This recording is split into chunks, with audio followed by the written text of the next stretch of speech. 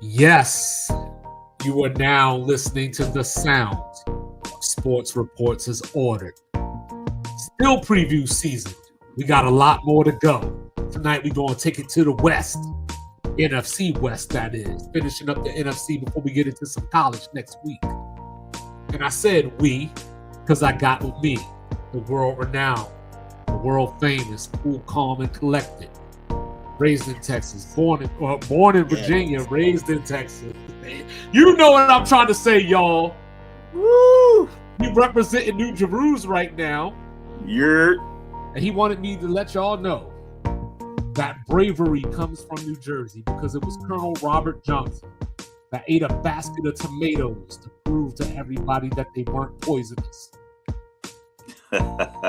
He is Mr. Logical. That's the most Jersey thing ever. Don't bring feelings to a fact fight. Don't do it. And down here in the Alamo, it is I, your resident unorthodox statistician, going left so much you thought I was southpaw. Watch out, Pacquiao. Watch out, Wilder. Roy Jones, keep running your mouth. You better watch out. I'm 2-5. Let's get it. So, Mr. Logical. I'm listening to everything. What's what we got? As we finish up the NFC, you know, you got a crazy division. You know, last year, San Francisco lost everybody. You know, the Rams came on late. The Cardinals faded late. And Seattle was just Seattle, chugging along. So this season, there's a war going on out west no team is safe from. You know, so first, let's start it like this.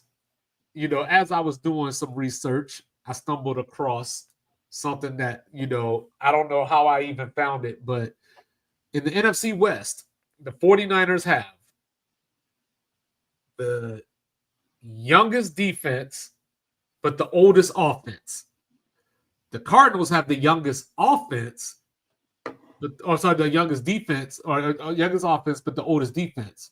So would you rather have the young defense, old offense, or vice versa?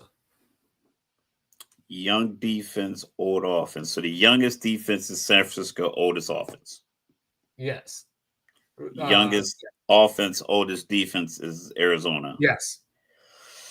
See, that's tough because, like we asked about it in pre-med, I was thinking about it pretty much the whole time, and I was trying to figure out where can I afford youth. Like, where will youth be a benefit? So I figured, well, defensively, if you're younger, you're probably faster. So you could probably simplify your playbook. I think about the Falcons when they made their Super Bowl run. Dan Quinn was like, listen, I got all these concepts, but the offense is humming because Matt Ryan was on an MVP kind of run. You guys just play fast. You're all young, so I can put you all in. So I can put these two corners in because I don't have two older corners who have to get their time on the field. Like, I can swap these guys out. I can move them around. Granted, you have your positions 1, 2, 3, 4 as far as QB, but it was like, cornerbacks. But you can swap out the younger guys because, like this, we're just playing young and fast. So let's just bombard him that way. But that's where you run into a guy not recognizing routes when they're playing against the old offense. Like for instance, Trent Williams, he knows when these blitzes are coming. So if you're like, oh, we're just going to try to sneak it past them, it's like, nah, like I can see that. Like, I'm an experienced guy. I would rather have the young offense. I take the young offense and the old defense because I figure at least we'll be able to just run up the score. Like, just get open, go tempo a lot often. If you have if you're playing 3, 4, or 5 young wide receivers like Green Bay, you could kind of spread the ball out 4 wide with the tight end in the middle. Like, you could just do different things. So I would say young offense with the old defense. Old defense guys keeping stuff in front of them, keeping it simple, passing off routes, just seeing stuff before. It helps you play a half second or a second faster by just seeing it before. Like, oh, I know from film for the last 2-3 years, Brock Purdy in this bunch set looks for Kittle here, so I can direct a guy like you. Watch this route. I'm watching here. We're passing this one off this way. Like seeing all that stuff pre-snap. I think a young defender won't be able to see all that pre-snap. He'll be able to react to it, but he might react too late, and that 3rd and 8's already converted because Kittle is wide open in the middle of the field. And he's there for the tackle, but it's an 11-yard game. See, I think I want the young defense, you know, and especially if it comes with Nick Bosa and Fred Warner. But no, I think I want the young defense because I feel like there's more to teach and more to learn. Because when I think of the young offense, you know, and typically this is probably a media creation, but we start thinking about, has he done it in the big games? You know, is the pressure too much for a young quarterback? You know, things along that line. So I think I would rather the defense because using San Francisco as the example, you know, they brought in Robert Saleh this year, you know, so his experience as a coordinator / he's been a head coach the last few years is going to be one of those things that I think will help. He'll help fill those gaps of those things that you're talking about that they can't see, you know, whereas on the offensive side of the ball, you know, are we talking about there's timing involved? You know, there's like certain gaps that the running back isn't seeing. Is he impatient? You know, is he overrunning? So like everybody's not Le'Veon Bell. You know, he used to do the little whole that handoff double Dutch 2-step thing he should do in the backfield makes no sense to me. It had to drive Mike Tomlin crazy. It had to, but you know, it was effective though. You know, I also think that, you know, and maybe this is from playing NCAA, but, you know, I think about the road game, you know, the road playoff game, like Washington and Philly last year. Not trying to say that that was the reason Washington lost or anything, but the old guy fumbled. Yeah, it was the old guy that fumbled. But but I just imagine that walking into that stadium, most young quarterbacks or players just kind of, even if they're not nervous per se, they still feel where they are. Yeah, I guess it could work. It could work in your favor, or it could be, you know, the Achilles heel of your defense if your defense is too young and they. But like I said, it bit Atlanta. If we talk about the Super Bowl at 28-3, like it did. It turned around and bit them because it was like those guys were young, but they were on the field a lot, and the offense couldn't move the ball. But the old offense of the Patriots beat out the young defense because it just was like, we're gonna bombard you with things that make you think. Some of those routes were just. It just was like they were just doing a lot of, and they were doing a lot. I think Tom Brady threw like 50+ passes that game. So it's like you're constantly putting their pieces and making them move and making them think. And it's like he was picking them apart. Not to boil it down to one play, but you know that old quarterback took a sack that he shouldn't have took. Well, but the thing that hurt them was I saw a clip the other day. I think Rob Ninkovich was talking. Coleman was normally the third down back. Young guy. Freeman wasn't the third down back, so he was like, I know he's not going to know the blitz pickup. And then, you know, a coach we're going to talk about tonight called a pass play. Freeman completely whiffed on the block. He wasn't even positioned to block anyone. Like, he literally did not react to as a person who was supposed to block. And the old defense. The old guys on defense knew this is how I could take advantage of that. So I think it's just you can lose the advantage of youth each time. I just think defensively, Atlanta was there to make the play. The Edelman catch, they were there, but it just didn't secure that catch. They make that play, and you know, it still a game. But yeah, like the old offense just kind of can dissect and tear apart a young defense. So next question, you know, since we're talking about the NFC West here, San Francisco 49ers coming off of an awful season, you know, 6-11, McCaffrey goes down, Ayuk goes down, Mustafa goes down, so on and so forth, you know, and coming into this season, they have the easiest schedule in the league, by winning percentage. Okay. So what I would ask you, and I'm not saying that either one of these guys are in trouble, but who has more pressure this year? Is it Kyle Shanahan, Das Wonderkid, the genius head coach, the mad genius, or is it John Lynch who put the team together? Or could it be both or neither? Obviously, there has to be some pressure of their own expectations. Some pressure is going to come from that, just off their own expectation. And like you said, they have the easiest schedule, and the quote unquote Avengers are coming back. Avengers is a term that Nick Wright likes to use on First Things First. I'm gonna say I think they're joined at the hip, but neither one of them is on a hot seat. Simply because the format of the NFL and how you make the playoffs, and that's why I think they should keep it this way, is winning your division. I think in division, they have an advantage from coach to front office. I know Sean McVay and Les Snead down in LA will say something about that, but they are kind of riding out the career of their aging quarterback. I think both of them are likely to go if Stafford leaves. See what I'm saying? I don't think that they are as connected to the Rams as Lynch and Shanahan are to the 49ers, because I believe from the owner, if I can keep the coach and the GM together, the GM's he's going to consistently find you good players. He's going to consistently find good deal, trade partners, free agent pickups, so forth and so on. Professional, he's respected. He's respected by the players because he's John Lynch. He's been through these trenches, and he's respected by the owners because he's and other GMs because he's proven to do his job.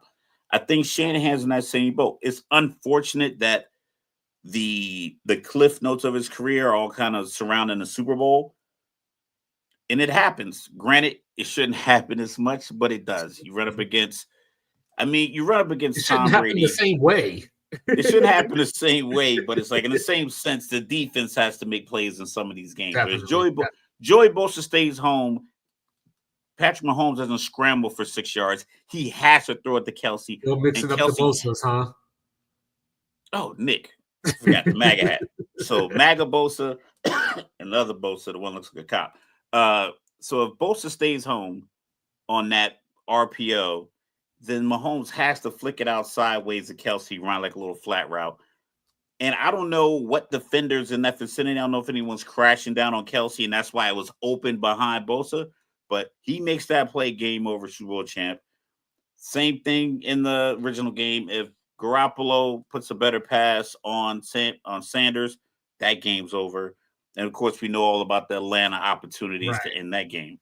Okay, but so yeah, I just think they're going to be able to just keep making these moves that work. Very similar to whoever's the GM in Baltimore, whether it was Ozzie Newsome or now Eric DeCosta and John Harbaugh. Like the marriage just works. All the pieces fit together. They just have to make the plays in the game that, to advance them. Okay. So now as we look at the NFC West, we talked about it the other day a little bit, the inconsistency of Kyler Murray. Seattle, Geno Smith out, Sam Darnold in. Seattle also broke their team apart. DK Metcalf, gone. Tyler Lockett, gone. So as you look at the NFC West, do you give Seattle and Arizona any chance to compete? You want to say they have a chance being Seattle because you want to believe that Sam Darnold's season last year was the breakthrough everybody was waiting for, and it's going to transfer to the receiving core and the offensive scheme in Seattle. But they don't have Kevin O'Connell. They don't have Justin Jefferson. They don't have Hockenson. They don't have the the dome, to play these games. You're playing a lot of games outside in the NFC West. If Arizona's Arizona, whatever that weather is going to be fine. It probably won't rain. They can close playing the a roof dome if they too. want. They can close. I think the roof opens. It opens. Yeah, it opens, but they play in a dome. They're playing real grass. So you're playing in Seattle. Those are, those November, December Seattle games can be rainy and cold. The October, September ones can just be rainy. Yeah. So, it's going to be a difference of his performance there. Arizona, the problem I have with Arizona is that Kyler Murray went to the podium a few years back when there was all this talk about the clause that had, like, the gaming clause and the you got to watch this much film clause in his contract. And he went to the podium and he talked about how, like, he did like the B rabbit thing. Like, listen, there's no way I can achieve at this level in high school. I won 3 state championships in high school in Texas. Like, no one had ever done that. Went undefeated. With 2 different colleges, won a Heisman Trophy. I was drafted number 10 overall. Top 10 overall in baseball, number 1 overall in football. He's like, I'm not up here to brag, but it's like, I couldn't have got all that done if I didn't love playing football, if I didn't love playing sports. And I get it, in that conversation, but it doesn't seem to translate to the field the way if you looked at a guy like, we'll just use Josh Allen. Josh Allen looks like he is trying to will his team to victory every time he plays. Lamar looks like, I'm trying to make this play for my team every time he plays. Mahomes, Burrow, Jalen Hurts, like a lot of the top quarterbacks, even Dak, people always knock Dak, but Dak plays hard. But you got a guy like Kirk Cousins, it seems like his head's not in it. Like, why'd you throw that? Why'd you throw a 4-yard route on 4th and 8? Like it just doesn't seem like you're doing the same thing. A lot of stuff with Geno Smith. That was a knock on him. It's like, where's your head at? Like, why are you making this throw? Zach Wilson, do you have the talent? Do you understand what's going on? Kyler Murray seems to have all the talent. He's undersized, but it doesn't translate to, I'm going to win. Like, even when he's scrambling around, it's like, you're scrambling around. It's like, could you have just ran and got out of bounds, the guy 8 yards? Or like, why you run around like his backyard football trying to make like this miraculous play? It's like, make the winning play for your team. And it just seems as if it's I don't want to say selfish, but it's a style that's unique to him. And he's going to keep doing it, even though it doesn't translate to like the impact that he thinks it does. See, outside of San Francisco, outside of San Francisco's schedule, I think this division is up for grabs. Because when I look at Seattle, I see a team that's probably going to have a top 5 defense. I think that defense is going to take a leap year 2 under Mike McDonald. I like, Woolen out there as the shutdown corner. I like 6'3" fast wide cornerback. It's a very dangerous. Yeah, I like bringing Witherspoon. I like bringing Witherspoon up closer to the line. Last year they went and got Byron Murphy II out of Texas for the defensive line. When they drafted Imawari this year from South Carolina, he's going to probably be, I don't want to call him a project, but he's going to come along this season. So maybe it's more of a future thing, but he's got the talent. You know what I mean? And then, so as I look at that, I look at Seattle and I say, is this defense good enough to sweep the Cardinals, split with the Rams, and split with the Niners? If the answers to those questions are yes, then Seattle can definitely compete and possibly win this division. Arizona, they finished 8-9 last year. Remember, after 10 games last year, Arizona was in first place. Sitting there at 6-4. The whole NFL was on notice wondering what the hell happened, but then they finished 2-5. To include last season, they were 3-5 in 1-score games. So that goes back to what you were just talking about. Kyler Murray just make the right play. We used to get on LeBron. He made the right play. Kyler Murray, make the right play. And your team might have won the extra 2 games they needed to win the division because the Rams won it at 10-7 last year. So when you look at the Rams, I'm nervous. Matthew Stafford out here getting epidurals. You know what I'm saying? Like, it's one thing to have back issues, right? That's within, that's already one enough. One thing to want to tell your brain you don't have it. Right. That's enough within itself. But I imagine if they decided, like, hey, I'm going to stick this big-ass needle in your spine, they tried other things first. You know what I mean? So now it makes me wonder. That's not step 1 on the flow chart. Right. How hurt is he for real? You know what I mean? And he's the type that's going to try to tough it out as long as he can. Yep. San Francisco, right? So this is the thing about San Francisco. Let's break this down for a second. So San Francisco, a lot of the talk is, hey, they were hurt last year. They were missing all these people last year. But guess what? Some of those injuries are rolling over into this season. Brandon Ayuk got hurt in week 7. So he might start the season on the PUP list. At the end of the year, Malik Mustafa, his claim to fame is getting knocked out by Patrick Mahomes. But, outside of that, he tore his ACL the last game of the season. So who knows when he's going to be back? Jawan Jennings right now is dealing with calf issues. So now I might be coming into the season saying, yo, Ricky Pearsall, it's all up to you. I think he's dealing with some training camp injuries as well. Right. And so you're getting McCaffrey back, but I don't know if you could just pencil in this guy's going to be here all year. Yeah, but I think the division in of itself, it's a bit of smoke and mirrors because the Rams, I think they had to go on a nice little run to make that 10-7. It wasn't yes, they did. They had to go on a run. So it was like, if you miss Stafford for a game or 2, you got to run Garoppolo out there. Yeah. I'm not knocking Garoppolo, but Garoppolo's in the same boat as Kyler Murray.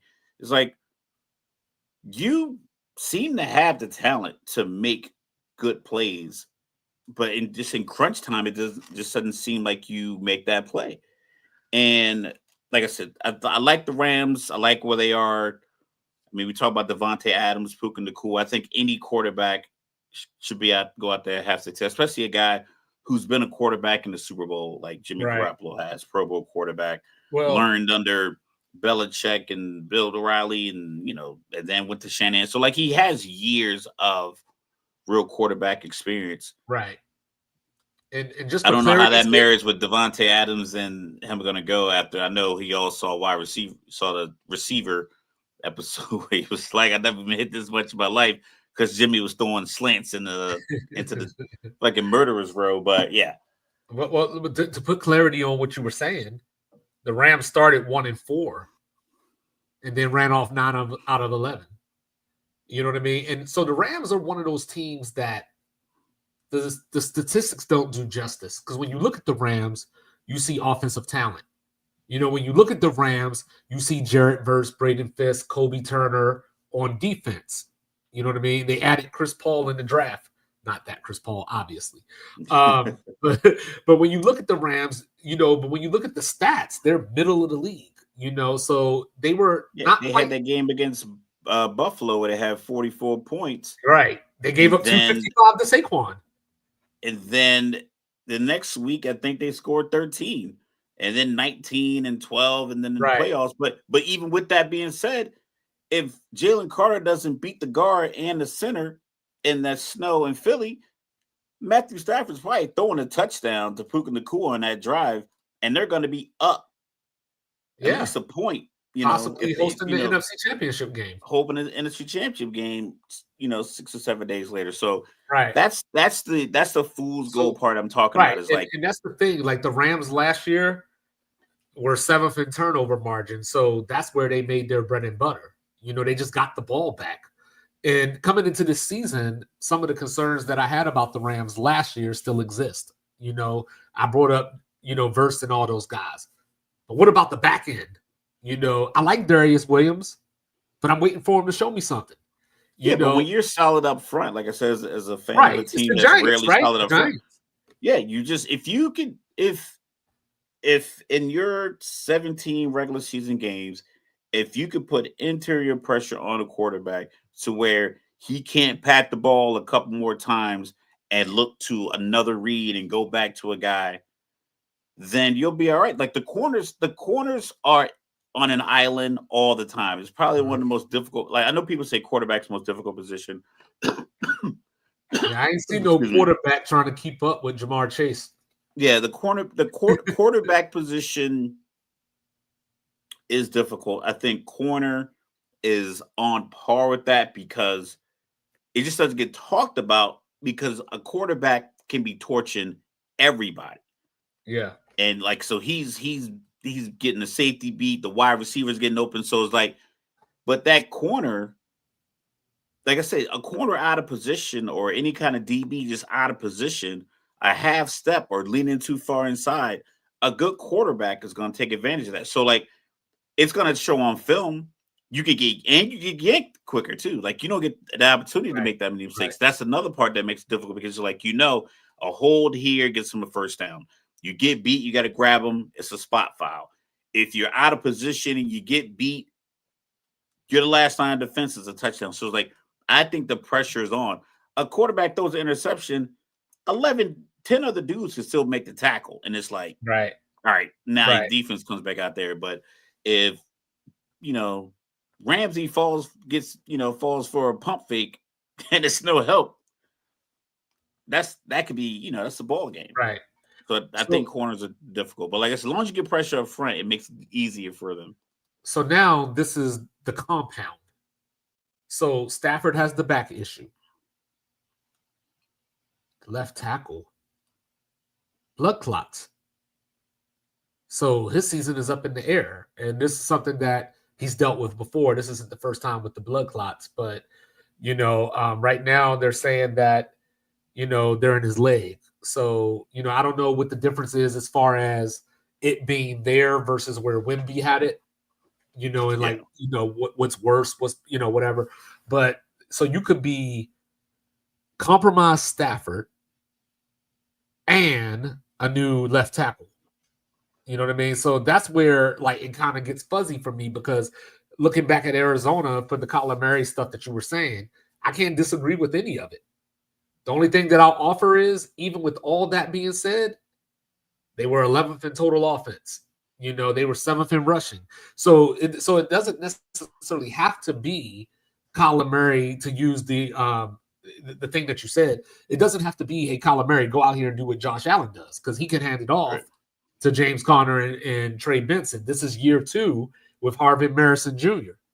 You know what I mean? So you would like to think that they have a little bit better chemistry than they had last season. I'm still looking for Arizona to get that second big-time, third big-time receiver that you can rely on. Like Michael Wilson, and I'm not just saying this, but Michael Wilson is a good receiver, but he's not necessarily the guy, and then you got Trey McBride, right? Who when you look at Trey McBride, he had that Julio Jones season, like a lot of catches, not a lot of touchdowns. You know what I mean? So to me, that falls on Kyler Murray. Like the fact that was a conversation every week. And I know Julio would answer the questions very diplomatically. Right. He's like, listen, if I'm in the red zone and there's 3 guys watching me, that's 6 eyes on me and other guys are getting open. I understand that. But Kyler Murray being an undersized quarterback and the tight end and the way he can roll out and the tight end can just leak off the end of the line is like, right. That's like, yo, check that. We're going to audible to this play. We're going to get you in the flat in the red zone. It's like, that should have been that. Not only is it like, you're not forcing it. That is the best position for a tight end because it's like, listen, I'm bigger than anybody out here defending on the flat. And I'm a great, like when he was leading the league and had all these catches, it's like, he's a reliable, catcher of the ball. Right. And he's a big target. Well, that's what I was going to say. He finished 4th in receptions. Exactly. But he had like 100 receptions or something like that. He had 111 receptions. And I think he had like 98 before he had a touchdown. Something crazy like that. Yeah, he finished with 2 touchdowns. And just for perspective, 111 catches, like I said, is fourth. But to put it in perspective, he finished one catch behind Brock Bowers. So, that's the type of season that he had last year, just without the touchdowns. But what I like about the Cardinals this year, we always make fun of Jonathan Gannon in his speeches. But they did the right things in the draft. They did the free things. They took Will Johnson, who that I was really high on. Been shutting people down. I've been seeing some clips from Arizona camp. He was throwing Marvin Harrison on the ground. That's what I'm saying. They went out and got Walter Nolan, who you've heard me say that name a lot. And every time I say his name, I say he was the prize recruit in that Jimbo class that caused all the drama with him and Nick Saban. So now you got you a run stuffer. You went and got Josh Sweat from Philly. So, so Arizona's doing the right things to where, all right, you know what, Kyler Murray, I need you to do these things, but I might not be necessarily relying on you to do those things for us to be. Not saying that they're a Super Bowl contender, not saying that they could win a playoff game. Everybody's a Super Bowl contender at 0-0. Yeah. Everybody's contending for the Super Bowl right now, August 7th, 2025. Right. So San Francisco, we were talking about earlier. So like, let's look at this receiving core that I was talking about earlier. Liquid Death in the house. Like, review, subscribe, share, rate, all that good stuff.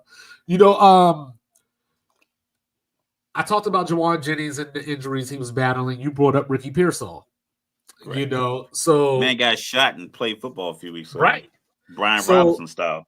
So outside of that, the receivers that might get time this year for the 49ers are 4th round draft pick Jordan Watkins, 7th round draft pick Jordan Bergen, and you'll love these last two names, Isaiah Hawkins and Russell Gage.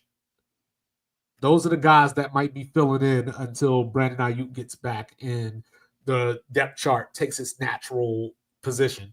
So, McCaffrey's back, but no Jordan Mason. They have Isaac Garendo, who came in last year, played pretty well. A lot of people love Jordan James, rookie out of Oregon. Like, people saying that he's lighting the 49er camp on fire.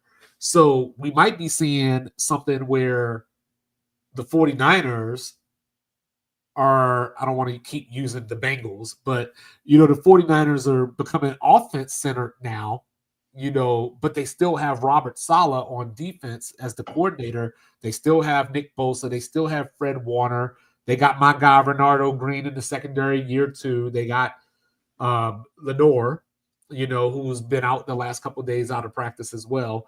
But they lost Travarius Ward. That's going to be a big loss. They went and got Michael Williams in the draft. They went and got CJ West from Indiana in the draft. But you need both of them to probably, for lack of better words, hit, this year to put you in a position that you could feel comfortable. But their offensive style, I believe they feel, because if you look at it, Robert Saleh, for what it's worth, has head coaching experience in the NFL on top of being a successful defensive coordinator with San Francisco. Right. So he has, I believe his preparation and getting the defense ready will benefit the 49ers. And he knows how the building works. And then I think that will allow Shanahan to spend without a defensive coordinator that he felt like he fully trusted, because we remember he didn't trust Steve Wilkes in the Super Bowl. Right. There was a lot of tension there. He was calling a lot of zero coverage stuff. And Shanahan's calling timeouts. He's like, you could read his lips, like, why the fuck would we call that? Right. I think he might trust Saleh a little bit more, which might allow him to spend an extra 30 or 45 minutes each day working with the young offense, because you got to capitalize on Brock Purdy, because you paid him so much money that you're not going to be able to. This is going to be your life for the next few years. Yeah, you can't make a Terry McLaurin $130 million a year deal. You're going to have to get a guy that can give you the same production or the same talent or the same threat as Terry McLaurin, but you're going to have to hope one of these guys you got in the 4th to 7th round. Yeah, it might be nice to have Debo right now, right? But also, I mean, to keep it a buck, yeah, it'd probably be really good, because it's like you you could probably restructure his contract, give him a couple more dollars, and say, "Hey, listen, we're gonna use your line out of the backfield. We'll compensate you with that by throwing $4 million on top, or whatever, a bonus. We'll put a touchdown, rushing touchdown bonus, or handoff bonus, or rushing yards bonus. That way, you are being compensated as a wide receiver out wide, and then when we put you in the backfield, there's a bonus tied to that. You probably could have done it, but once again, you get these egos in the room. Shit happens. You're like, you know what? I'm gonna have to pay Brock a bunch of money anyway. I'd rather just go ahead and let you take all of your money and everything you got to the other side of the country, and I'm gonna make a shake with these guys. I got Robert Saleh here taking care of the defense. He's gonna call it the way I like it to be called. He's gonna have these guys in position.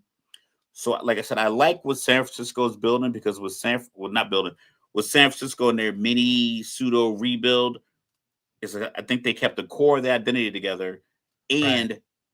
it seems as if there's an expectation for it to be 2 or 3, 4 more years of this coach, quarterback, GM Right. combo, young players. Whereas the rest of the division, I don't feel that same level of stability.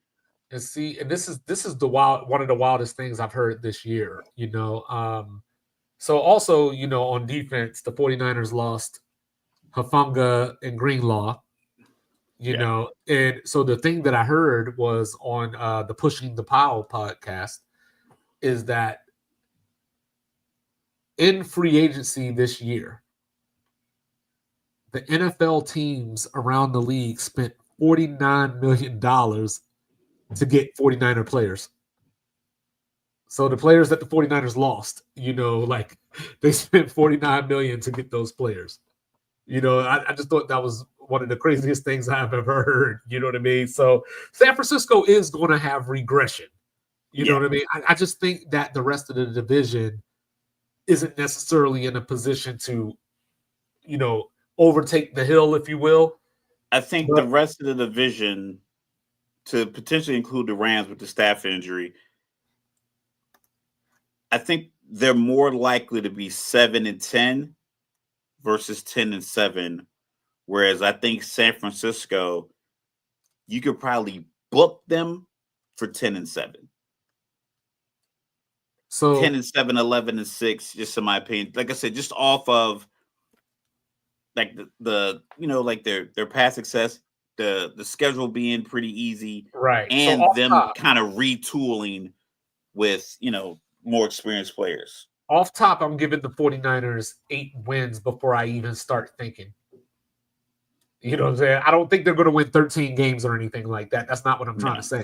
I'm just trying to say that, like, looking at the schedule, I think I can find 8 wins. Because, the other day when we were talking about the NFC North, we were talking about toss-ups. Like, can Chicago win this game? Can Minnesota win this game? I think you're looking at 7-2, 6-3 at best after the first 9 weeks. That's what I can see on the screen right now. Yeah. So as I look at this, you know what I mean? I think they're going to get Seattle week 1, even though it's in Seattle, just because, you got to adjust Sam Darnold's first game. So I'm going to give the 49ers that game. Obviously, I got them going into the House of Horrors and beating the Saints. I got them beating Arizona at home. I got them beating Jacksonville. That makes sense too. So if Matt Stafford is there, okay, now we got a matchup with the Rams. You know what I mean? If it's Jimmy Garoppolo, for whatever reason, I think the 49ers probably win that game. But they go Tampa back-to-back. So one of those 10 days. Games, so at least they can get to Tampa early, right? Get settled in, and be ready. Right. But I think this Atlanta-Houston, this 2-game, this is tricky. Because we've been talking about it all off season. We've been talking about it just on the phone or whatever we do. Atlanta is just talent upon talent, at least offensively. And so they could beat anybody. That potential defensively, talent offensively, it's just tough. It just if Atlanta could ever, and I know we say this every year. I know we say this every year. If Atlanta could get Kyle Pitts involved, you know what I mean? Like the things that they could do. You know what I mean? Correct. Yeah. But that game at Houston could be big, But also Houston lost C.J. Gardner-Johnson for the season today. So not saying that he's that big of a difference maker, but it would help to have him. He's an energy guy. He's a playmaker. He made the stop on Bijan in the backfield when they called that silly like fourth down handoff a couple years back. Yeah. I was like, yeah. So as I look at this, right? So let me do this real quick. So I'm giving them Seattle, New Orleans, these two games at home against Arizona and Jacksonville. I'm giving them the Giants. I'm giving them Carolina, Cleveland, and Tennessee. And maybe Chicago. Maybe Chicago. Indianapolis. Maybe not. I mean, Indy. Come on, let's like that's my dad's favorite team. He knows it too. Like they're okay.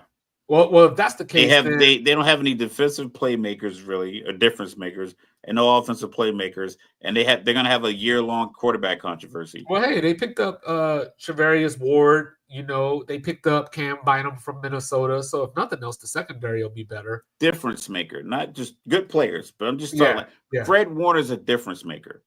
Okay. Fred Warner he's a sideline to sideline linebacker who creates turnovers. He's bigger run through the middle of the field. Yeah, he plays close to the line of scrimmage. He can guard your tight end. You know, so it's like difference maker. Jadeveon Clowney, what we expect him to be, but when he was on, Julius Peppers, difference maker. Like these guys are like good, but with the quarterback controversy, there's only so much you can ask the defense to do. So I think Indianapolis is going to have a tough year. See, and that's where I think that San Francisco, you could maybe make the argument that you maybe could call some games trap games. But I don't see a game that they should walk into and we think that they can't win. So, like, for example, you got the Rams in week 5 here. So maybe Jacksonville could be a trap game. The only problem is at San Francisco. If it was at Jacksonville, then, maybe I would feel a certain way about it. You know what I mean? Then, like, you come down here before they play the Rams again, they get the Giants. And we know that at least I feel that the Giants are going to have a top 7 or 8 defense. So, like, they could stay. They're also going to have I know people talk about the New York media. I'm trying to be a part of that, as our show grows. If they're not doing well, Jackson Dart over Russell Wilson is going to be a talking point. Coupled with the fact that benching Russell Wilson for Jackson Dart, it won't cause a problem in your locker room because Russell he's not going to make a scene. Right. But if Jackson Dart isn't good, you can't put Russell Wilson back in. They still got whenever Jameis is out here doing Madden rating interviews at other training camps. He was in Seattle. I was like, how are you talking to Jalen Milroe and the other rookies about their Madden rating? It's like he was in regular clothes. Yeah, I was going to bring up Jalen Milroe too. There's a possibility we see Jalen Milroe this year, but we'll get to that in a minute. So, but could they lose at Cleveland? It's definitely going to be a package.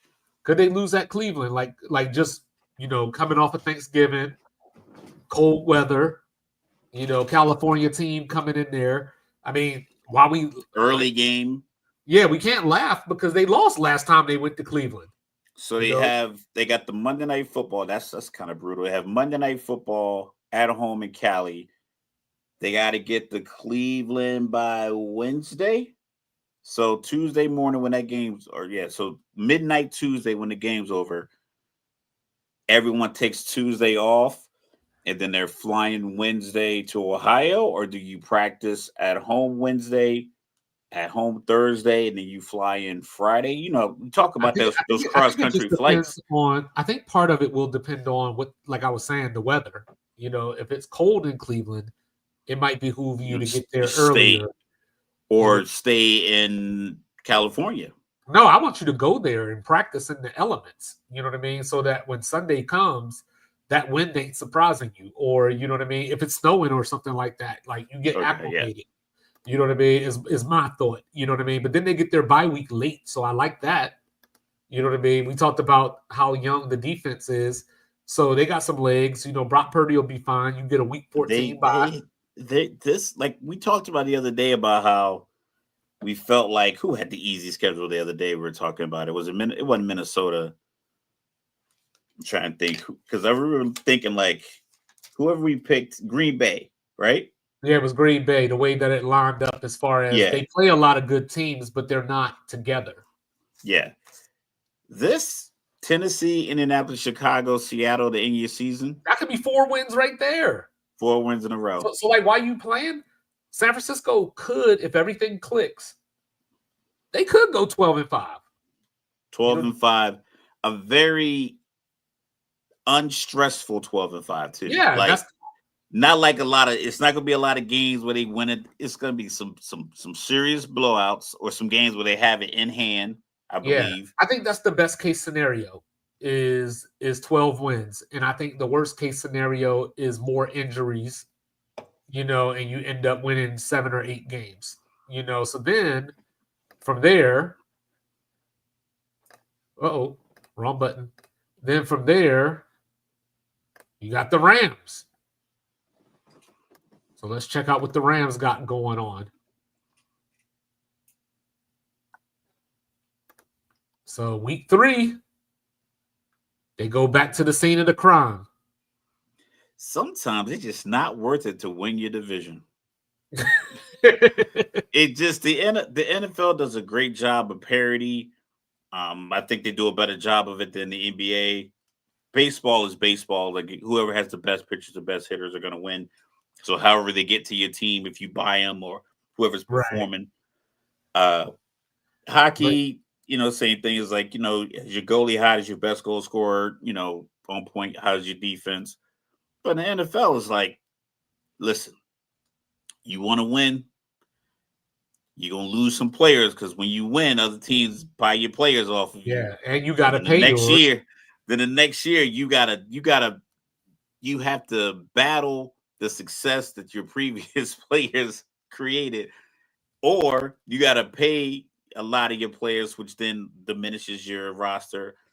Right. That's why I think it's very important. But yeah, this first place schedule, like I'm already looking at like 2 or 3 games. It's like, wow. So I'm really interested in week 1. Joe Mixon hurt, and this is just a storyline thing.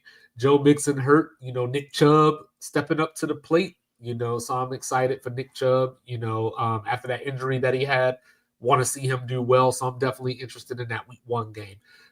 I think they win. I think they beat Tennessee, and this is all provided that Stafford's there. So I think they start 2-0.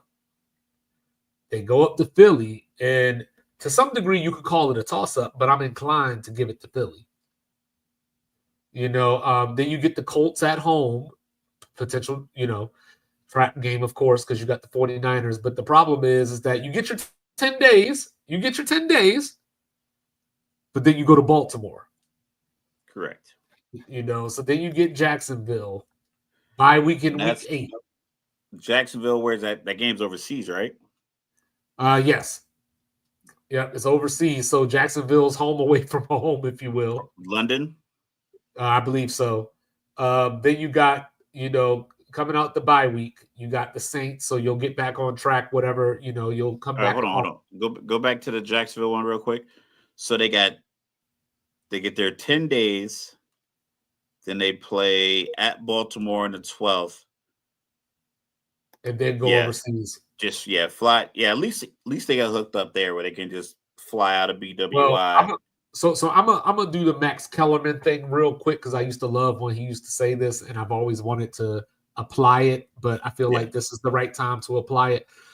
That Baltimore game is a scheduled loss. You know what I mean? Like, because you're coming off the 49ers, you got to go overseas, and then you got to go into Baltimore. The Ravens in between that. Yeah, like that's just a loss. Not anything that you did wrong, but just where it falls on the schedule. That's just going to be a loss for you. The logistics of it as well, because if you figure you got to get twice as much of your ancillary stuff, the tapes, the uniforms, the cleats, depends on what color. Like if you're the away team, so you're at Baltimore, but you're the home team for the Jacksonville game, you got to have 2 sets of all the stuff. So it's like, I think just logistically getting everything from Northern California to Baltimore, then from Baltimore to London, playing this game. like I said, you have the bye week after that. But yeah, that scheduled loss. That's a good term. Shout out to Max Kellerman. Yeah, But and then you got the Saints coming out of the bye week, so you'll be fine there. Then you go to San Francisco, home for Seattle, so back-to-back division games, even though one's at home. Tampa, now you got to fly cross country, back to and Carolina, we know we've talked about this over the years. West Coast teams, West and then they Coast get a going, noon start. Yeah, they get a 1:00 start, so that's 10:00 in their acclimated bodies. That could be a loss. To 10 a.m. Then you come back to go to Arizona. Then you get Detroit. Coming off Detroit, you go to Seattle. Coming off of going to Seattle, 4 days. Even though you get the long break, you get the 4 days in between Detroit and Seattle, but then you get 11 days between going to Seattle, going to Atlanta, and then you close with Arizona. So the Rams, I think, have a good schedule as well, but I think they have a couple of losses that you can just kind of pick out. If I'm going to say Philly's the better team, that's a loss. Yes. That Baltimore game is probably a loss. I think they lose at San Francisco, possibly at Arizona, and then it just depends because you got Detroit in the middle of these two division road games. So Detroit, they got to lose the December 14th to 18th game.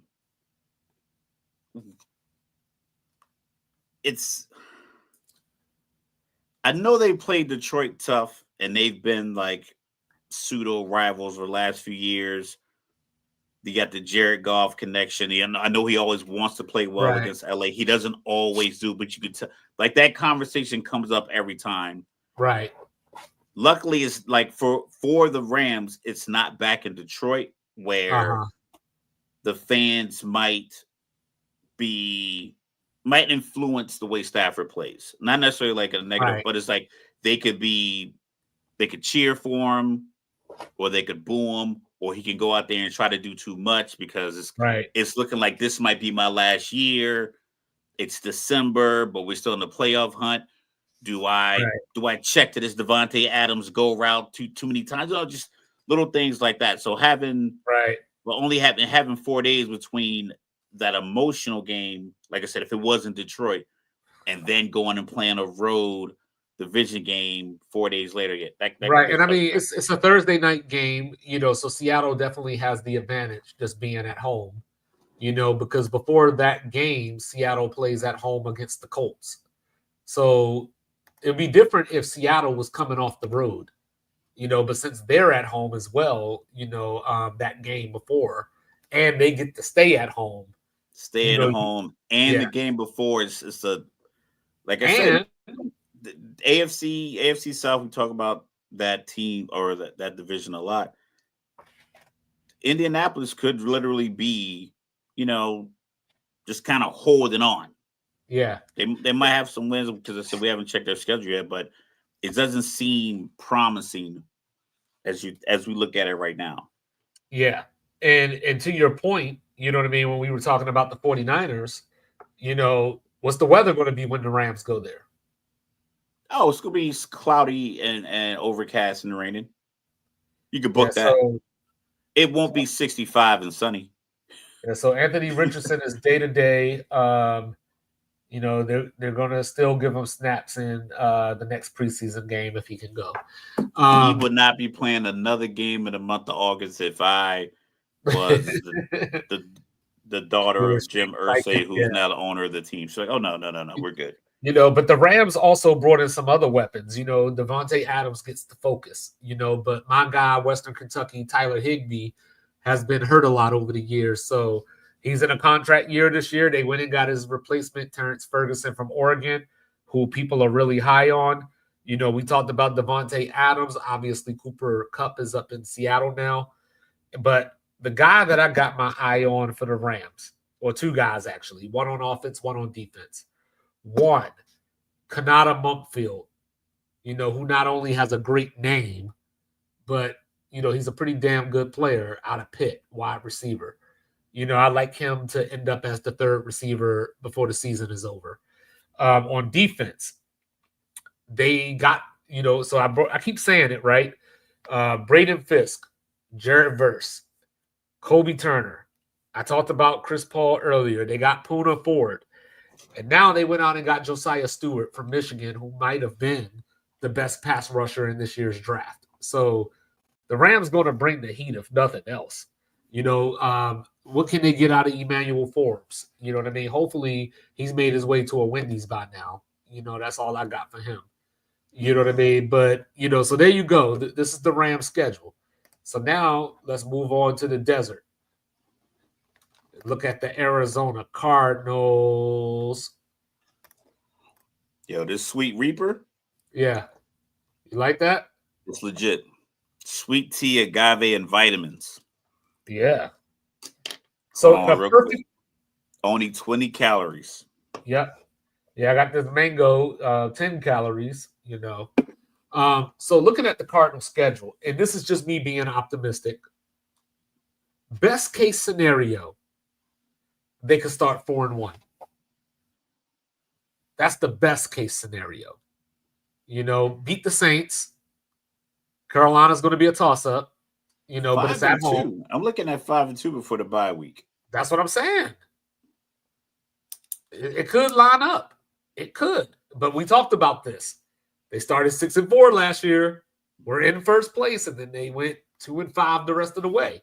So, but yeah, looking at this, you get the Saints early. Tyler Shuck's first start potentially. That game, I'm trying everything that we drew up on the side notepad in training camp that we want to try. This is the backyard play. I'm trying everything that game. Carolina's a toss-up. Like we were talking about how they're getting a little bit of hype. Yeah. You can't lose this game if you're Carolina trying to, show progress. Even though it's on the road. The way that the Cardinals are viewed, saying you can't lose this game if you're trying to make that. But I imagine this matchup is probably two shortest quarterbacks. And nobody has nobody has high hopes for this game because you got two NFC teams on CBS back-to-back weeks for the Cardinals. You know what I mean? But then you go to San Francisco, so I'm chalking that up as a loss. Okay. Seattle, what's Sam Darnold looking like? We got to figure that out. It's a home Thursday night game like we just talked about. Thursday night football, the home team has the advantage. Tennessee, is it going to take Cam Ward a little bit to catch on? Tennessee has weapons, but, is he going to have some Caleb Williams in him where the reverse, though? So Caleb Williams holds on to the ball too long, is very indecisive. Cam Ward holds on to the ball too long because he wants to make Madden plays. He wants to make those Donovan McNabb plays where McNabb took a lot of sacks because he was waiting for Deshaun to get open over the top.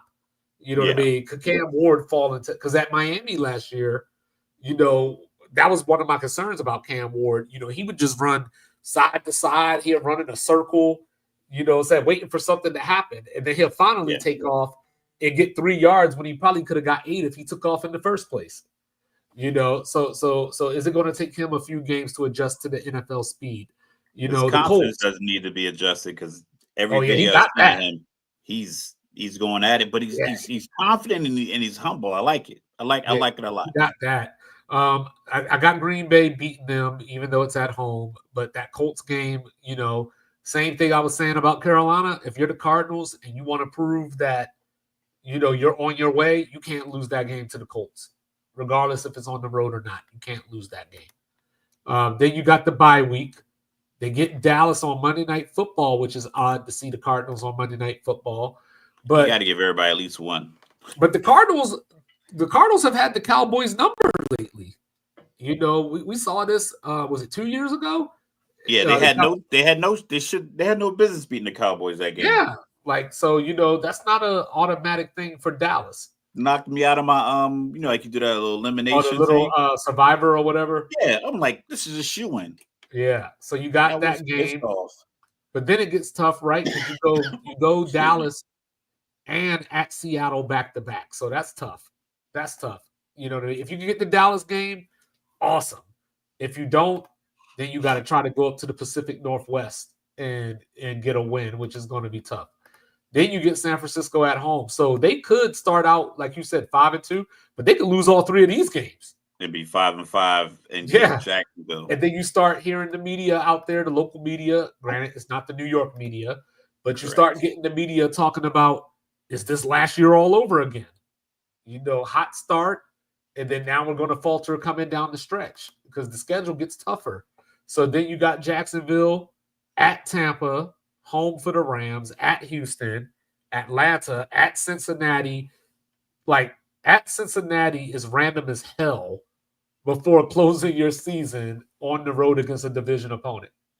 You can only if they're teetering, if they're like at that point and they're looking at like, hey, potential of 9-8 if we can go 2-2 in these last 4. That's exactly what I got their record as.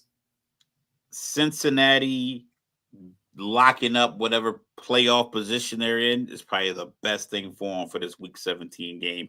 But I like the NFL with you play a division team the last week. I think it creates drama because it's like Kansas City say, you know what, Denver, go ahead. You guys can make the playoffs. Yeah, I think every first and last game should be a division game as much as possible. Besides the opening Thursday night game. Yeah, besides 4 teams, because I want a Super Bowl rematch on that Thursday night. So then you gotta have, there's going to be another game that can't be a division game just because of numbers, but everything else should be a division game. But yeah, I got the Cardinals going Thursday, Friday to open the week. Yeah, I got the Cardinals going 9-8. You know what I'm saying? So, I'm gonna take a leap of faith. Then we got Seattle. Let's look at the Hawks and see what they got going on. All right. So the Hawks, look at those first 2 games, Mr. Logical. Those are like what we like to call tough games. Yeah. Like physical. It's going to be a lot of running backs. A lot of running backs that shouldn't be as big as they are. It's going to be a lot of people running at you that are just too big for the way they move. Because Pittsburgh always has a guy's like, yo, how are you 6'5" and move like this? How are you 250 and move like this? There's a lot of guys that play on Pittsburgh and San Francisco. So the one thing that Seattle has going for them is Clint Kubiak as their offensive coordinator. We saw him make Derek Carr look like an NFL quarterback. So Sam Darnold could be okay. I think, like you said earlier, I think we'll see some packages with Jalen Milroe. I would actually like to see Jalen Milroe on some screens. You know what I mean? But that's just me. But yeah, 0-2. I see 0-2. You know what I mean? They get the breather with the Saints. It's at home. Then they go to Arizona, host Tampa, go to Jacksonville, and then get Houston. So this is the important part of the schedule for me. You know what I'm saying? Because you go to the desert, you come back home for Tampa. Then you go all the way to Jacksonville. So that's probably the longest trip in the NFL besides them going to Miami. You know what I mean? Then, Seattle to Jacksonville. Yeah, I think Seattle to Miami is the longest one. Seattle to Buffalo is Seattle to Seattle to Jersey for the New York games is pretty high too. Then you get Houston on Monday Night Football, at home. So what do we expect from the Texans this year? That could be a tricky game, or that could be a sneaky game that you put in your win column. Then you get your bye week. Then you come up to Landover, Maryland, right before you go home for Arizona and then go to the Rams. At Tennessee, Minnesota at home, at Atlanta. Then those last 3, I would say, giving them the Colts game potentially. You get the Rams at Carolina and then at San Francisco. So the Seahawks schedule isn't quote unquote tough if you're just looking at the teams that they're playing against. But someone in the division's gonna have to falter. Somebody's going to have to take someone has to go 7-10, 8-9.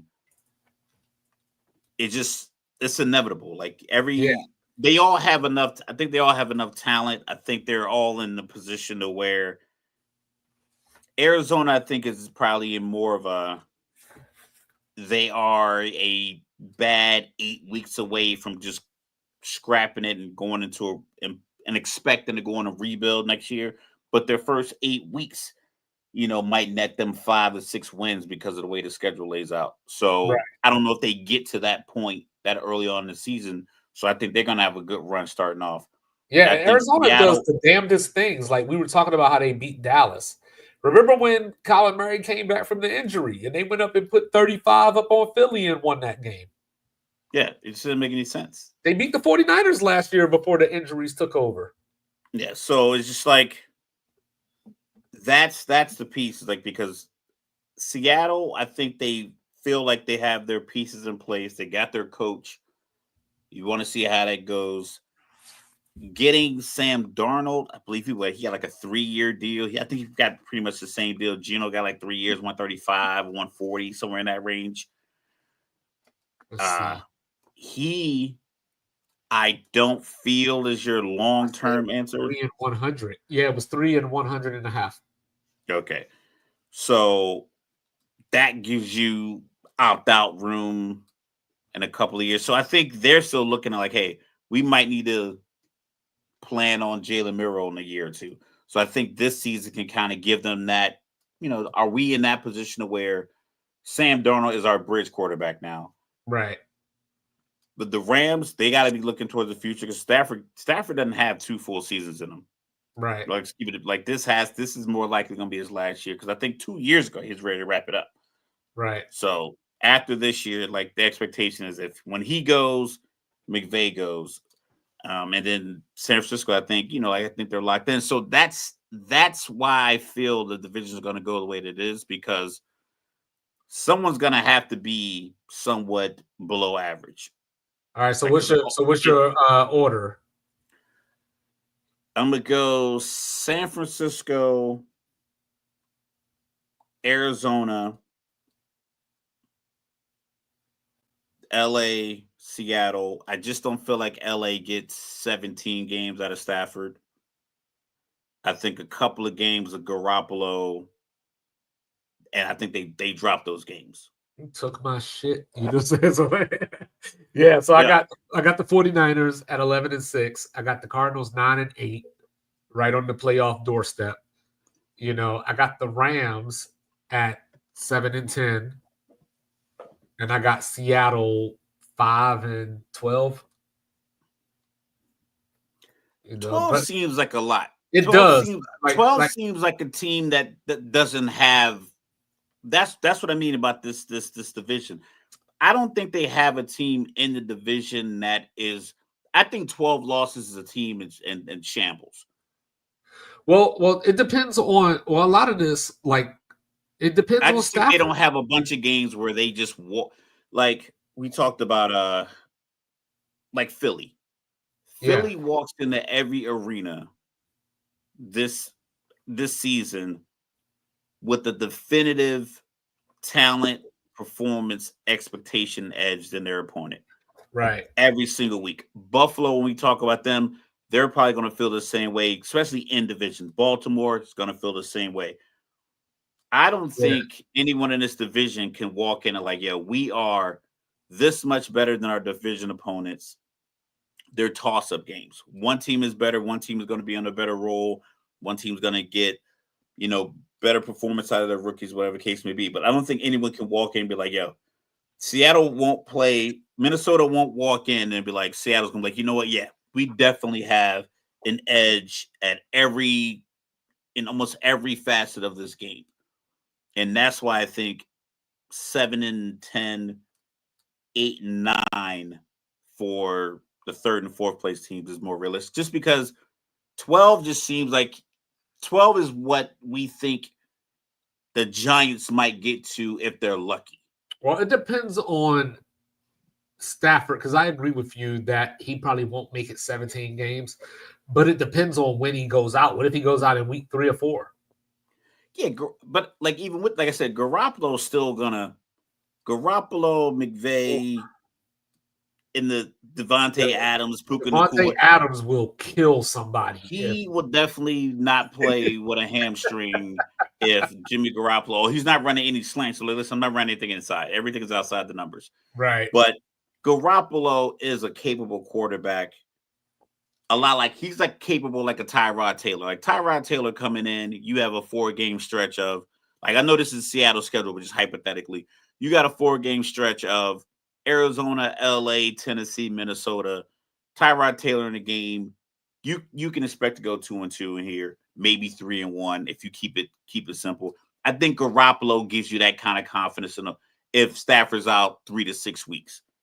Or 3 to 5 weeks, maybe he can come back early. Yeah, you got 3 games with Garoppolo. You feel confident going 2-1 with Garoppolo. Just wait till they bring Carson Wentz back. That's where you're like, I have zero confidence in Carson Wentz as a starting quarterback. I think he's good, but I just don't see like he makes to me his same mistakes like every jersey he's in. All right, side note before we get out of here. Kirk Cousins can't be the backup all season, right? The old saying, when you have 2 quarterbacks, you don't have one. I think Michael Penix Jr. will be fine. Yeah, I think so too. I don't think he'll be terrible. And I don't think him getting benched will be based off of wins and losses. Because, like I said, in division,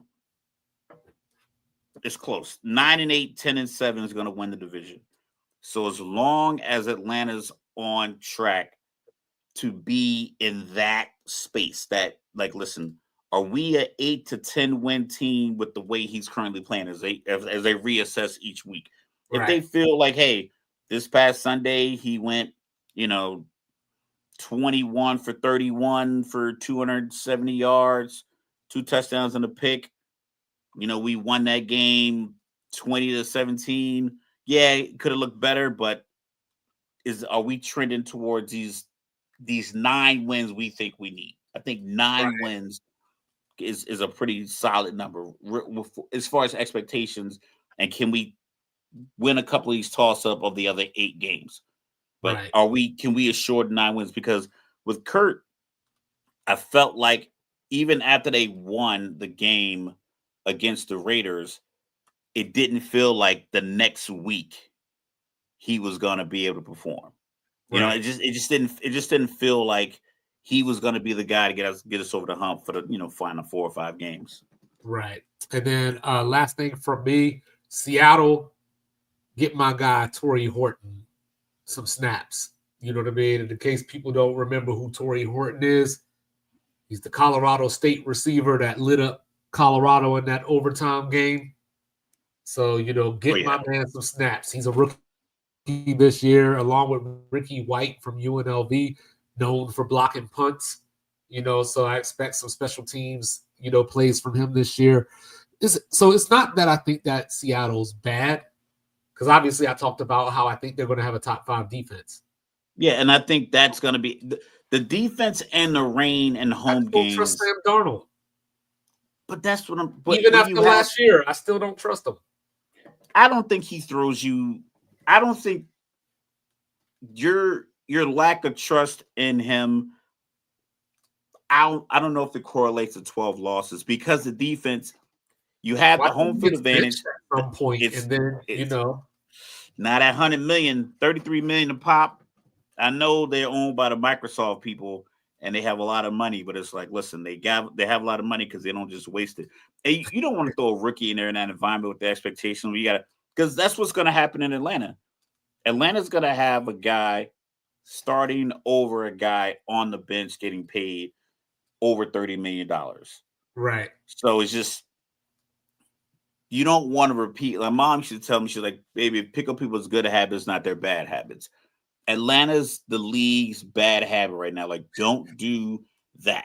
Like, just don't do it. Yeah, it's like that old thing where they say you got to take from your good and your bad supervisors. Like, just don't do what the bad supervisors do. Yeah, don't primarily operate in that space, but you have to understand, hey, listen, this is something I got to do.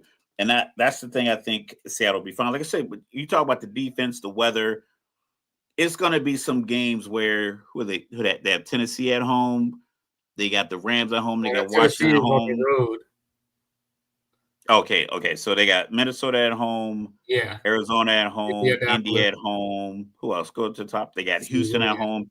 Houston, I don't know if they fix their offensive line stuff.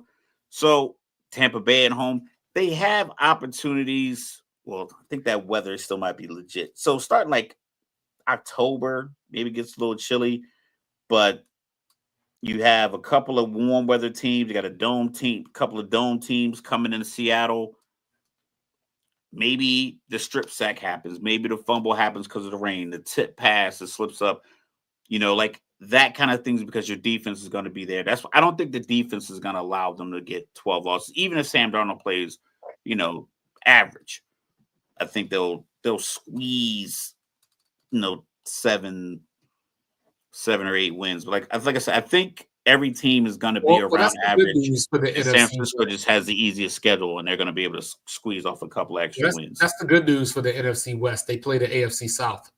Yeah, straight up, like good news. That's the good news. Those are all 4 winnable games, even if those teams are playing well, because you don't have a decided disadvantage against any of them. Yeah. So, all right. On that note, y'all, we will be back on Tuesday as we switch over to college and give you a little ACC, college football. Squeeze that in there before this college football season starts. 16 days until kickoff. I said this before. 16 days until kickoff. So, we go get our Power Fours done, and then we'll hit the AFC divisions, and finish that up before the season starts. So, once again, let me correct myself. He was born in Texas, raised in Virginia, representing New Jerusalem. He is the world-renowned, world-famous, cool, calm, and collected, Mr. Logical. 100%. Don't bring feelings to a fact fight. Don't do it. Down here in the Alamo, 2-5, y'all. We'll be back on Tuesday. Enjoy some preseason football. Shador start tomorrow. Check it out. We love y'all. See you next week. Like, review, subscribe, share, rate, do all the free things. Ladies and gentlemen, do all the good things. All the good things. Peace.